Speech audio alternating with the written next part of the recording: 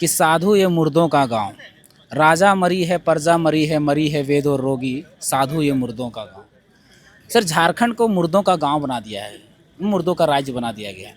जो स्टेट 40% खनिज देता है और उन खनिजों से 75,000 करोड़ का रेवेन्यू प्रत्येक वर्ष जनरेट होता है, उसमें 26% कोयला और 26% कोयला से 19,300 करोड़ के लगभग रेवेन्यू पाता है। वो स्टेट में गरीबी सबसे ऊपर, कम से कम 1,000 लोगों पर एक डॉक्टर होना चाहिए। झारखंड में 10,000 लोगों पर एक डॉक्टर, 22,500 के आसपास अभी डॉक्टर चाहिए झारखंड में, लेकिन हमारे पास मेडिकल की सीटें कितना है 805। यानी इस पूरी प्रक्रिया को अगर पूरा करें, अगर प्रत्येक साल भी डॉक्टर की सीटें को भरा जाए तो हमको ये पूरा करने में 50 साल लगेंगे। लगभग 1.5 लाख टीचर की आवश्यकता है। ये बच्चे जो आज प्रोटेस्ट कर रहे हैं, अगर इसको अच्छा डोमिसाइल नीति मतलब स्थानीय नीति मिलता, नियोजन नीति मिलता, आज बच्चे को प्रोटेस्ट करने की ज़रूरत नहीं पड़ती। सरकारें आ रही हैं जा रही हैं, लेकिन हमारा बेहतर स्थिति नहीं हो रहा है। सब चीज़ में प्रोटेस्ट। एग्ज़ाम का कैलेंडर जारी करने की प्रोटेस्ट कीजिए, जब एग्ज़ाम कैलेंडर जारी हो जाएगा तो जल्दी एग्ज़ाम लेने के लिए प्रोटेस्ट कीजिए, जब एग्ज़ाम हो जाएगा तो रिजल्ट प्रकाशित करने के लिए प्रोटेस्ट कीजिए, जब रिजल्ट प्रकाशित हो जाएगा तो ज्वाइनिंग लेने के लिए प्रोटेस्ट कीजिए। और बच गए तो हाई कोर्ट जाइए, सुप्रीम कोर्ट जाइए, तब जाके आप 17 से तैयारी किए, 22 में एक एग्ज़ाम देते हैं, 5 सालों में एक एग्ज़ाम। ज़िंदगी बर्बाद नहीं होगा तो क्या होगा। मुझे चाहिए निष्पक्ष और पारदर्शी एग्ज़ाम। हम योग्य होंगे तो अंदर जाएंगे, नौकरी करेंगे, और अयोग्य होंगे तो बाहर जाएंगे। आप तो ये मुख्यमंत्री जी अयोग्य होते हुए भी मुख्यमंत्री बने बैठे हैं। अच्छा एक बात बताइए, आप लॉजिक कहाँ इलॉजिकल वाला बात करते हैं? आपने स्थानीय को परिभाषित किया ही नहीं तो स्थानीय कौन है आप जानेंगे कैसे? हम आजकल जानते हैं कार्टून देखते थे, टॉम एंड जेरी देखते थे, लेकिन हम बंद कर दिए। अब उसका हम जब भी मन करता है हम इरफान अंसारी जो डॉक्टर हैं उसका देख लेते हैं, बड़ा मज़ा आता है। रेवड़ियाँ बांटने के लिए आपके पास बजट है, लेकिन जब देने की बात आता है, नौकरी देने के पास बजट ही नहीं है। तो रात्रि के 12 बज रहे हैं और आज 12 दिन से अधिक जो है यहाँ प्रदर्शन को हो गए हैं। और आप देख रहे हैं कि एक तरफ देवेंद्र नाथ महतो जो है वो भूख हड़ताल पर है। बात करते हैं सीधे कि आज जो जेकेएलएम के लोगों ने बातचीत किया, वहाँ पर बुलाया था, क्या कुछ निष्कर्ष निकल रहा है और किस तरीके से इस प्रोटेस्ट को आप लोग देख रहे हैं? सबसे पहली बात तो कि हम कबीरदास का एक कथन है कि साधु ये मुर्दों का गांव, राजा मरी है प्रजा मरी है वेद और रोगी, साधु ये मुर्दों का गांव। सर झारखंड को मुर्दों का गांव बना दिया है, मुर्दों का राज्य बना दिया गया है। ये जेपीएससी और जेएसएससी की ही बात नहीं है, हर चीज़ की बात है। निर्मल दा एक कथन कहते थे कि सवाल बनकर फिर उठूंगा, बन सके तो मेरा जवाब रखना, मेरा खून बेकार ना जाए, मेरे खून के एक कतरे का हिसाब रखना। उनके जहन में सवाल क्या था? सवाल ये था कि अगर झारखंड अलग होगा तो हमारे बच्चों को अच्छी शिक्षा मिलेगी, झारखंड अलग होगा तो हमारे बच्चों को अच्छा स्वास्थ्य मिलेगा, अगर झारखंड अलग होगा तो हमारे बच्चों को रोज़गार मिलेगी, पानी मिलेगी, बिजली मिलेगी। ये सारी उनकी मंशा था। लेकिन आज कमोबेश देखिए कि झारखंड की स्थिति क्या है। गरीबी रेखा में सबसे ऊपर, बेरोजगारी दर सबसे ऊपर। गरीबी रेखा में बात करें तो बिहार और बंगाल के बाद तीसरा नंबर मेरा है। जो स्टेट 40% खनिज देता है और उन खनिजों से 75,000 करोड़ का रेवेन्यू प्रत्येक वर्ष जनरेट होता है, उसमें 26% कोयला और 26% कोयला से 19,300 करोड़ के लगभग रेवेन्यू पाता है। वो स्टेट में गरीबी सबसे ऊपर, बेरोजगारी दर उसमें कितना जानते हैं? 8% से बढ़कर 18% हो गई, यानी लगभग 60 लाख युवा बेरोजगार। ये मुर्दों का गांव नहीं है तो क्या है? सबसे बड़ा संस्थान है झारखंड में हेल्थ का, रिम्स अस्पताल। रिम्स का अस्पताल को मौत का कुआं कहा जाता है। अगर स्वास्थ्य व्यक्ति वहाँ जाए तो बीमार पड़ जाएगा। ये स्वास्थ्य की अगर हम बात करें तो कम से कम 1,000 लोगों पर एक डॉक्टर होना चाहिए। झारखंड में 10,000 लोगों पर एक डॉक्टर की बात करें तो कम से कम 22,500 के आसपास अभी डॉक्टर चाहिए झारखंड में, लेकिन हमारे पास मेडिकल की सीटें कितना है 805। यानी इस पूरी प्रक्रिया को अगर पूरा करें, अगर प्रत्येक साल भी डॉक्टर की सीटें को भरा जाए तो हमको ये पूरा करने में 50 साल लगेंगे। और दूसरी बात, अगर हेल्थ सेक्टर के जीडीपी की बात करें तो प्रत्येक यूरोपियन कंट्री कम से कम 10 से 12% खर्च करती है, जिसका आबादी 10-12 लाख से ज़्यादा नहीं रहता। हमारा झारखंड का 3.5 करोड़ आबादी, और हम कितना खर्चा करते हैं हेल्थ में? 3%। आज देखिए दुर्भाग्य झारखंड की क्या है कि हमारा हेल्थ बजट कितना है 7,990 करोड़ के आसपास, और वही प्राइवेट सेक्टर जो हेल्थ सेक्टर है उसका कितना बूम किया है, 12,000 करोड़ का उसका मार्केट है। सोचिए, एक तरफ हमारा पूरा सिस्टम को मौत का कुआं बना दिया गया है, सबसे पहले हेल्थ के सेक्टर को। अब हम बात करते हैं शिक्षा की। झारखंड में 35,000 के लगभग आसपास स्कूलें हैं। करीब अभी के इमिडिएटली जब हम बात कर रहे हैं, लगभग 1.5 लाख टीचर की आवश्यकता है। ये बच्चे जो आज प्रोटेस्ट कर रहे हैं, अगर इसको अच्छा डोमिसाइल नीति मतलब स्थानीय नीति मिलता, नियोजन नीति मिलता, आज बच्चे को प्रोटेस्ट करने की ज़रूरत नहीं पड़ती। सरकार का गुड गवर्नेंस का उदाहरण रहता तो आज प्रोटेस्ट करने का जरूरत नहीं पड़ता। 1.5 लाख केवल टीचर की। आज राष्ट्रीय शिक्षा नीति की बात करें तो 30-35 बच्चों पर एक टीचर की आवश्यकता है, लेकिन हमारे यहाँ 300-400 बच्चों पर एक टीचर। आप लोग छात्र जीवन से आंदोलन कर करके सब चीज़ में आ रहा हूँ, सब चीज़ में आ रहा हूँ, आंदोलन में भी आ रहा हूँ, सब चीज़ पे आऊँगा। पहले जो चीज़ें हैं उस पर मैं बात कर लेता हूँ। स्वास्थ्य हो गई, शिक्षा हो गई, उससे व्यवस्था दिख रहा है। अब मैं रोजगार, पहले रोजगार की बात कर रहा हूँ। रोजगार में सारा चीज़ें आ जाएगी। हमारे यहाँ झारखंड में 5.5 लाख के आसपास सरकारी नौकरियां हैं, जिसमें से 3 लाख के आसपास सीटें खाली हैं। अगर अच्छा नीति, अच्छा पॉलिसी रहे, सरकार का ट्रांसपेरेंसी रहे, पारदर्शिता रहे, निष्पक्ष तरीके से एग्जाम करे, तो ये बच्चे आंदोलन करने कोई नहीं आएंगे, सब नौकरी लेंगे। 3.5 लाख भरेंगे। आनी 3.5 लाख पोस्ट अगर भरता है या 3 लाख फॉर्म भरता, तो उसके घर का 10 सदस्य खुशहाल होगा। आनी 10 या 30, मतलब 3 को 10 से मल्टीपल करे तो 30 लाख हुआ ना। 30 लाख का आबादी का जीवन स्तर सुधरेगा, सामाजिक स्तर सुधरेगा। अब है कि हमारे प्राइवेट सेक्टर की बात करते हैं। 28,000 लिस्टेड कंपनियां हैं। टाटा है, बिरला है, अडानी है, अंबानी की भी कंपनियां बहुत सारी हैं। नवरत्न, मिनी रत्न, महारत्न, CCL, BCCL, ECCL जैसी कंपनियां हैं। 85 मान लेते हैं तो 14 लाख नौकरियां हैं। दुर्भाग्य की बात देखिए कि झारखंड में प्रवासों की संख्या कितना, 45 लाख के आसपास, जिसमें से 32 लाख केवल इनर स्टेट में प्रवास किए हुए, और 14 लाख का सृजन हम नौकरियों का कर सकते हैं, पर सरकार फेल है इसमें। ये झारखंड को मुर्दों का गांव बना दिया गया। और ये एक सरकारों की कहानी नहीं है कि सरकार का दोषी, हम सरकार का दोषी नहीं ठहरा। सरकार दोषी हैं, सभी सरकारें दोषी हैं। सरकारें आ रही हैं, जा रही हैं, लेकिन हमारा बेहतर स्थिति नहीं हो रहा है। तो इसीलिए कहते हैं कौन कौरव कौन पांडव टेढ़ा सवाल है। कौन कौरव कौन पांडव टेढ़ा सवाल है। चारों तरफ शकुनी का फैला कुटजाल है। धर्मराज ने छोड़ी नहीं है जुए की लत। हर पंचायत में पंचाली अपमानित है। कोई राजा बने, प्रजा का तो रोना है। 26 साल के झारखंड में आज भी हम रो ही रहे हैं, बार बार रो रहे हैं, बार बार चिल्ला रहे हैं। जितनी बार वैकेंसी होती है, देखिए यहाँ जो है ना, पेपर लीक का जो है ना, और नौकरियां बेचने का एक कल्चर बना दिया गया, एक संस्कृति डेवलप हो गया है। पहले देखिए, यहाँ पर नौकरी लेने के लिए बहुत सारी चीज़ें करनी पड़ती है। पहले एग्ज़ाम का कैलेंडर जारी करने के लिए प्रोटेस्ट कीजिए, सब चीज़ में प्रोटेस्ट। एग्ज़ाम का कैलेंडर जारी करने के लिए प्रोटेस्ट कीजिए। जब एग्ज़ाम कैलेंडर जारी हो जाएगा तो जल्दी एग्ज़ाम लेने के लिए प्रोटेस्ट कीजिए। जब एग्ज़ाम हो जाएगा तो रिजल्ट प्रकाशित करने के लिए प्रोटेस्ट कीजिए। जब रिजल्ट प्रकाशित हो जाएगा तो ज्वाइनिंग लेने के लिए प्रोटेस्ट कीजिए। और बच गए तो हाई कोर्ट जाइए, सुप्रीम कोर्ट जाइए, तब जाके अभी बताइए ना, झारखंड में जितनी भी वैकेंसी हुई, जितने सरकार ने नौकरियाँ दी, किसके आदेश पर दी? सब सुप्रीम कोर्ट के आदेश पर नौकरियाँ हुई। किसी ना किसी चीज़ पे फंस रही, कोई नियोजन नीति में फंस रहा है, कोई स्थानीय नीति में फंस रहा है। मैं उदाहरण देता हूँ कि कैसे यहाँ के लोगों को बर्बाद किया जाता है। एक छोटा सा उदाहरण देते हैं, मैं दिखाना चाहता हूँ, ये सबूत है। मेरा एक दोस्त है अशोक कुमार, ये BC1 के छात्र हैं। इनका नंबर है 11वां-13वां JPSC का ये है। इसका मेंस में नंबर है 653, ठीक है। और जनरल का कट ऑफ मार्क कितना है? 652। इसका सिलेक्शन होना चाहिए था कि नहीं? आप पत्रकार महोदय हैं, आप मीडिया वाले हैं, बता दीजिए कि होना चाहिए था या नहीं? एकदम होना चाहिए, होना चाहिए था, नंबर के आधार पर होना चाहिए था, लेकिन सिलेक्शन नहीं हुआ। उसी जवाब के लिए तो आज मैं सड़कों पर हैं। वार्ता करने आप लोग गए थे, आपके मैं उस पर भी आता हूँ। मैं एक लड़की हैं सेजल सहरावत। सेजल सहरावत आप जानते हैं कि झारखंड में 9 भाषाएं हैं, जिसमें से 5 ट्राइबल्स हैं और 4 क्षेत्रीय भाषा हैं। उसमें से ये लड़की जो है क्षेत्रीय भाषा खोटा से पास की है।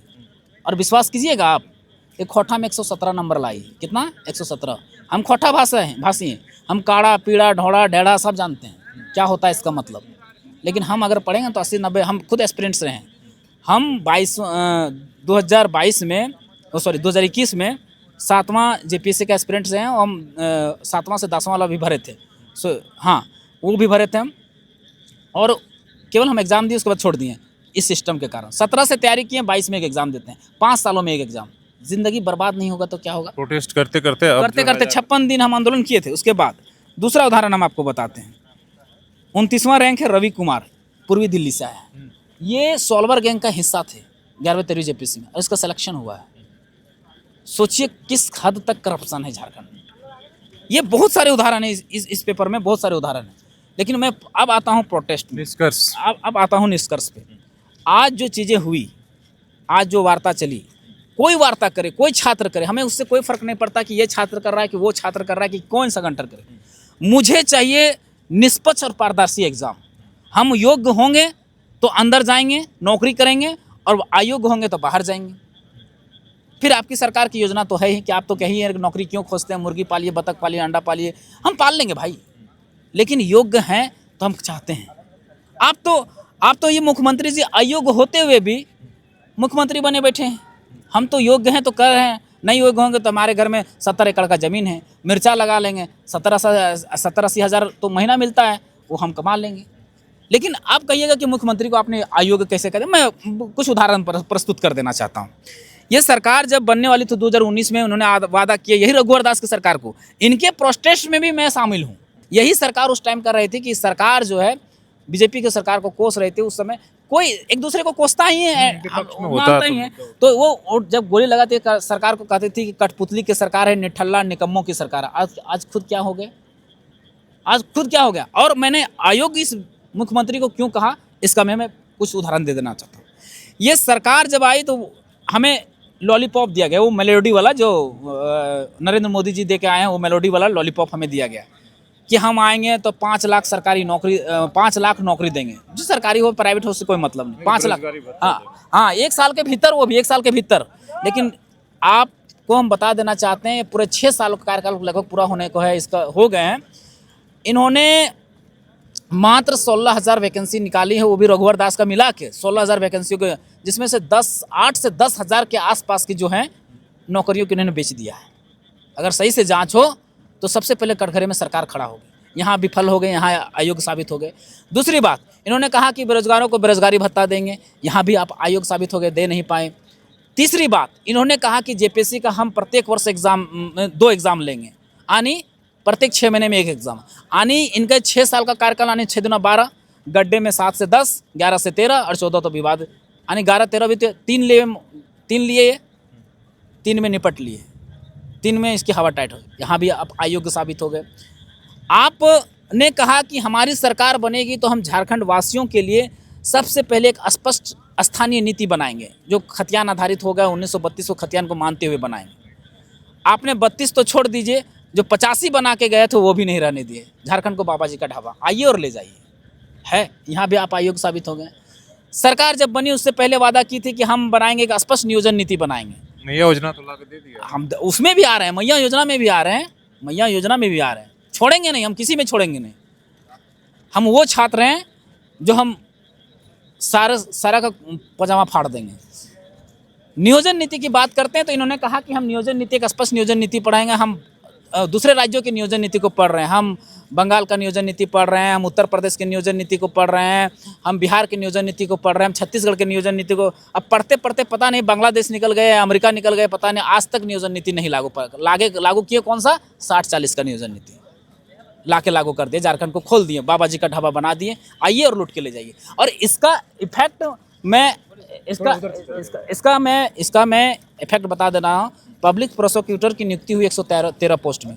बहुत सारी चीज़ें हैं, सीएचओ की नियुक्ति में धांधलियाँ, आईटीआई इंस्ट्रक्टर की नियुक्तियों में धांधलियाँ, मतलब 60 से 70% बाहर के लोग। आईटीआई इंस्ट्रक्टर में आप देखिएगा, आंकड़े मेरे पास हैं, अगर चाहिएगा तो मेरा पूरा डाटा दे दूंगा। अगर 3 है तो 2 को बाहर का, अगर 5 सीट है किसी ब्रांच में तो 5 में 3 बाहर का। डाटा चाहिए मैं दे दूंगा। उसके बाद पब्लिक प्रोसिक्यूटर की जो नियुक्ति हुई 113 पोस्ट में 73 पोस्ट बाहर वालों के लिए, 73 पोस्ट। मेरे पास डाटा है, हम दे दूंगा, मैं गलत नहीं बोलता किसी चीज़ पे। यहाँ भी आप अयोग्य साबित हो गए, आने नियोजन नीति भी बना नहीं पाए। आपने कहा कि हम युवाओं को 75% जो है प्राइवेट नौकरियों में यहाँ के लोगों को रोजगार देंगे, स्थानीय लोगों को देंगे। अच्छा एक बात बताइए, आप लॉजिक कहाँ इलॉजिकल वाला बात करते हैं। आपने स्थानीय को परिभाषित किया ही नहीं तो स्थानीय कौन है आप जानेंगे कैसे? यहाँ भी आप अयोग्य साबित हो गए। अच्छा एक बात बताइए, हम आपको वोटर कार्ड दिए ही नहीं, आप वोटर कार्ड ऐसी बन जाइएगा, वोट दे लीजिएगा। फिर जब हम आपको स्थानीय का कार्ड दिए ही नहीं तो आप स्थानीय हुए कैसे? मोतीलाल माँ तो हो सकता है गुजरात से आया हो, हम नौकरी कर लें। और दूसरी बात देखिए, यहाँ कितना बड़ा मतलब ये पैदा करते हैं, ये विरोधाभास कितना है। यहाँ कहते हैं कि 75% हम देंगे, और यही मुख्यमंत्री जी जब अपना स्थापना दिवस में जब धनबाद जाते हैं तो धनबाद में भाषण क्या देते हैं कि अगर 75% यहाँ के स्थानीयों को नौकरी नहीं मिल रहा है तो आप कंपनी में धावा बोल दीजिए और ले लीजिए। बताइए, अगर हम धावा बोल दें उनके कहने पर, आदमी को कैसे भड़काते हैं, गुमराह कैसे करते हैं। अगर मान लीजिए कोई गरीब आदमी अगर भड़क कर जाके धावा बोल दे तो पुलिस डंडा मारेगी सो अलग और केस दागेगी सो अलग, आप जिम्मा लेंगे? यहाँ भी आप अयोग्य साबित हो गए। अब आते हैं मैया योजना पे, बोले कि हाँ मैया 52 लाख महिलाओं को ये मैया जमान दे रहे हैं। 52 लाख इंटू 2500 कितना हुआ? 15,000 करोड़ रुपए पर साल हुए ना। और ये सरकार, हमने हेल्थ सेक्टर की बात पहले ही की, अब ये सरकार एक रिम्स 2 अस्पताल बना रही है जिसका लागत लगभग 3600 करोड़ के आसपास, 3600 करोड़ के आसपास है, एग्जैक्ट बजट यही है, ठीक है। अब उसके लिए क्या कर रही है कि एशियन डेवलपमेंट से 1000 करोड़ का लोन ले रही है। तुम किस प्रकार के विजन लेस और किस प्रकार के गधे मतलब मंत्री और मुख्यमंत्री बने हो, ये बात से अंदाजा लगाए। आप 15,000 करोड़ रुपए प्रत्येक वर्ष बांट रहे हो, लॉलीपॉप दे रहे हो, रेवड़ियाँ बांट रहे हो, जो आपने केवल अपना भुनाने के लिए। और एशियन डेवलपमेंट बैंक से एक हॉस्पिटल बनाने के लिए 1000 करोड़ का ले रहे, लोन ले रहे हो। भैया तुम 15,000 करोड़ अगर तुम बचा के और उसको अस्पताल बनाने में लगा दोगे तो एक साल में कितने अस्पताल बनेंगे आप बता दीजिए? 4 से 5 अस्पताल बन जाएंगे। भाई तुम कहाँ की मतलब किस लेवल का गधा हो, हमको नहीं समझ में आता है। आप 15,000 करोड़ रुपए क्यों? एशियन डेवलपमेंट बैंक का कर्ज किसके यहाँ माथे पे चढ़ेगा? कौन चुकाएगा? मंत्री चुकाएंगे, हेल्थ मिनिस्टर चुकाएंगे। और हेल्थ मिनिस्टर यहाँ तो मतलब भैया, हम आजकल जानते हैं कार्टून देखते थे, टॉम एंड जेरी देखते थे, लेकिन हम बंद कर दिए। अब उसका हम जब भी मन करता है हम इरफान अंसारी जो डॉक्टर हैं उसका देख लेते हैं, बड़ा मज़ा आता है। ऐसे तो भैया, ऐसे तो मंत्री बने हुए हैं। अच्छा एक बात बताइए, जिसको आप मैया योजना दे रहे हैं उसके बच्चों को क्या चाहिए? अच्छा स्वास्थ्य चाहिए, शिक्षा चाहिए, स्वास्थ्य चाहिए और नौकरी चाहिए। नौकरी चाहिए।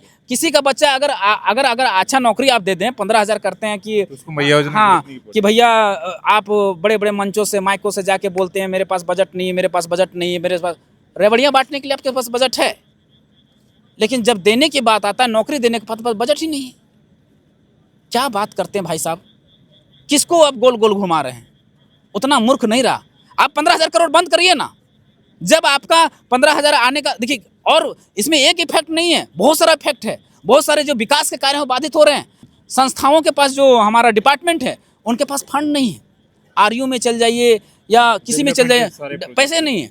और दूसरी बात क्या होता है कि अगर पैसे हैं तो खर्च नहीं किया जाता है। अगर फंड में जाते भी हैं तो उसको फिर से ले लिया जाता है, वापस ले लिया जाता है। क्यों? क्योंकि मैया योजना देना है। 15,000 करोड़ रुपये कहाँ से लाएंगे भाई?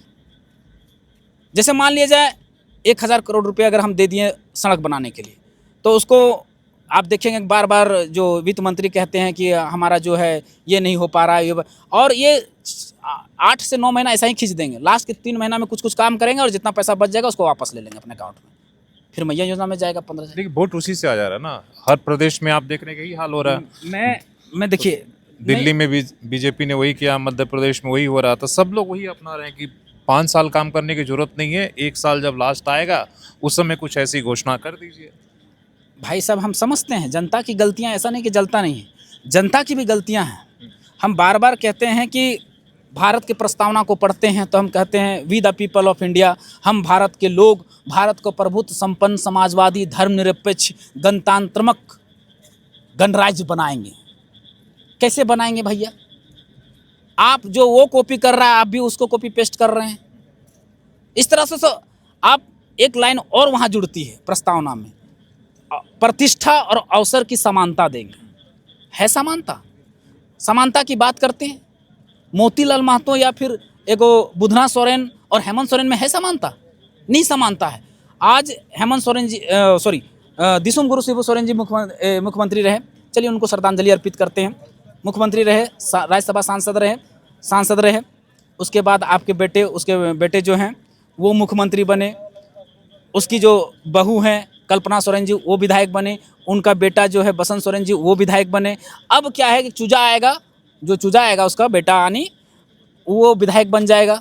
भैया हम आपका चरण स्पर्श कर रहे हैं हमारे, लेकिन एक बुधना सोरेन का स्थिति कल भी जैसा था आज भी वैसा ही है कि नहीं है? क्या अवसर की समानता यही है? आप राजभोग भी आप खा रहे हैं, रसमलाई भी आप कर रहे हैं, मोहन भोग भी आप खा रहे हैं। हम मना ही नहीं है कि खाएं, आपको है खाइए आप, लेकिन हमको कम से कम समोसा वाला अलुआ तो दे दीजिए, नौकरियां तो दे दीजिए। वही ना हम कह रहे हैं, और तब कह रहे हैं जब हम योग्य हैं। नहीं योग्य हैं तो हम बाहर जाएंगे। अब यहाँ आते प्रोटेस्ट में, जेपीएससी और जेएसएससी में। अब कंक्लूड भी करते हैं, कंक्लूड में भी करते हैं, इसको इंक्लूड करते हैं। 2003 में पहला जेपीएससी होता है, 2005 में दूसरा जेपीएससी होता है, और दोनों सीबीआई जांच करती है। आज तक कुछ लोगों का चार्जशीट होता है, कुछ लोगों का जांच होता है, और बड़ी बड़ी मछलियों को छोड़ देता है। उसमें सभी को पता है कि बड़े बड़े नेता, मंत्री, विधायक, आप आंकड़े खोलेंगे, परिवारों को नौकरियां हुई थी। भैया आज तक वो लोग जब खुलासे जब हो चुके हैं, आज तक सस्पेंड क्यों नहीं हुए? 4-5 सालों में तो वो लोग रिटायर कर जाएंगे। ये आज का घून नहीं लगा हुआ है, ये शुरू का घून लगा हुआ है। अब जैसे सीजीएल का बात करते हैं, अभी सबसे बड़ा धांधली का हम एक एग्जाम्पल बताते हैं। 2023 में सीडीपीओ का एग्ज़ाम हुआ। राधा गोविंद एक यूनिवर्सिटी है, वहाँ पर 2018 में, 2019 में, 2020 में 3 सेशन में 3 एडमिशन होता है, सोशियोलॉजी और साइकोलॉजी। 33 लोगों का, 33 महिलाओं का सिलेक्शन होता है साइकोलॉजी, और वो 33 का सिलेक्शन जेपीएससी में हो जाता है। मतलब 100% रिजल्ट, 100% रिजल्ट। बैक से एडमिशन लिया गया, सारा रजिस्टर को मेंटेन कर लिया, और सेटिंग देखिए, सर्टिफिकेट भी लेते हैं और नौकरी भी ले लेते हैं। कितना गजब का सेटिंग है आप इसे। और देखिए, और दूसरा कहानी में जब जाइएगा तो खोटा भाषा से 17 लोगों को वहाँ सर्टिफिकेट मिलता है, 8 लोगों का जेपीएससी में सिलेक्शन हो जाता है। क्या ये सारे कोइंसिडेंस हैं? क्या अभय तिवारी 12 एग्जाम पास करता है? अभय तिवारी को तो अल्बर्ट आइंस्टीन होना चाहिए, या अल्बर्ट आइंस्टीन का दामाद होगा, या उसका बेटा होगा, क्योंकि वंशानुगत उसका गुण गया होगा उसके अंदर, या फिर उनके खोज का सही और सदुपयोग किसी ने किया है तो अभय तिवारी ने किया है। पूरा टेक्नोलॉजी का भरपूर इस्तेमाल किया है। अब उसके बाद उसका पत्नी, उसका साली, उसके घर वाले, रिश्तेदार सब पास कर जाते हैं। सोचने वाला बात है, सारे कोइंसिडेंस है नहीं है भैया।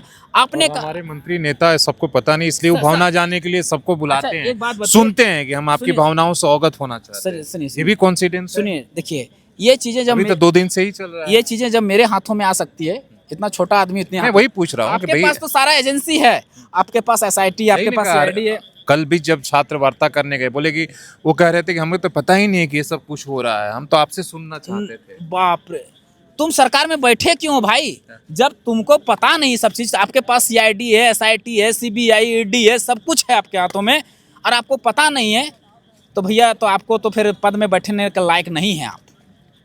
आपके घर में रहते हुए आपके घर में अगर चोरी हो जाए तो दोषी कौन होगा? आप होंगे कि नहीं होंगे? या पुलिस को दोषी ठहराएंगे? घर में आप बैठे हुए हैं और चोरी हो गया, आप क्या कहते हैं कि हमको पता ही नहीं कब चोरी हो गया? ये कैसा लॉजिक वाली बात है? आप जागे हुए हैं, आप सोए हुए तो नहीं। अभी तक जो हो रहा है, जिस तरह का संयोग है, वो भी संयोग हो सकता है कि हमको पता नहीं सब। अच्छा, सब चीज़ें संयोग हो सकता है। आपने 2023 में जब सीजीएल का पेपर लीक हुआ, आपने मानने को तैयार नहीं हुआ। हम लोग ने, छात्रों ने आंदोलन किया, 4000 छात्रों पे आपने केस कर दिया। आप झुके भी कि हाँ भैया लीक हुआ था, रद्द कर दिए कि नहीं? तो फिर छात्रों पर केस क्यों? और जब केस कर ही दिए, जब कुछ हो ही गया, तो दोबारा जब रिकंडक्ट होता है तो अब इस बार सीटें बेच दिया जाता है। और इसका उदाहरण है अभय तिवारी और उसका पूरा गैंग, उदाहरण है।